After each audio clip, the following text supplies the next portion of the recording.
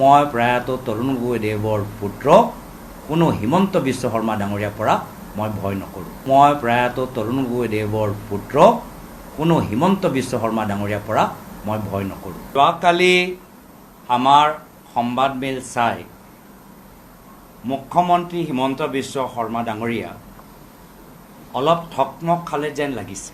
লগে লগে সন্ধিয়া ভাগত ক'লে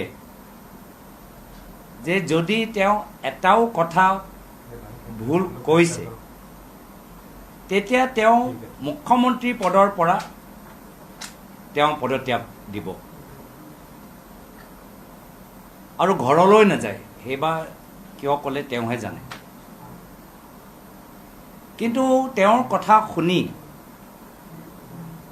মোক এটা আমাৰ সংস্কৃতিত আমাৰ ভাৰতীয় পৰম্পৰাত এটা পুৰণা এটা কথা আছে, সেই কথাটো মনত পৰিলে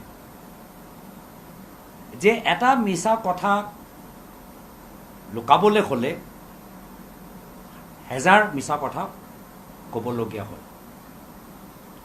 আৰু সেয়া হৈছে বৰ্তমান মুখ্যমন্ত্ৰী হিমন্ত বিশ্ব শৰ্মা ডাঙৰীয়াৰ অৱস্থা। ফেব্ৰুৱাৰী মাহত যি মিছা কথা ক'লে, এতিয়া কেনেদৰে সেই মিছা কথাটো লুকাব পাৰে তাৰ বাবে প্ৰত্যেক দিন, প্ৰত্যেক সপ্তাহ, প্ৰত্যেক মাহ তেওঁলোকে নতুন নতুন মিছা কথা, নতুন নতুন অভিযোগ দাঙি ধৰিবলৈ চেষ্টা কৰিছে।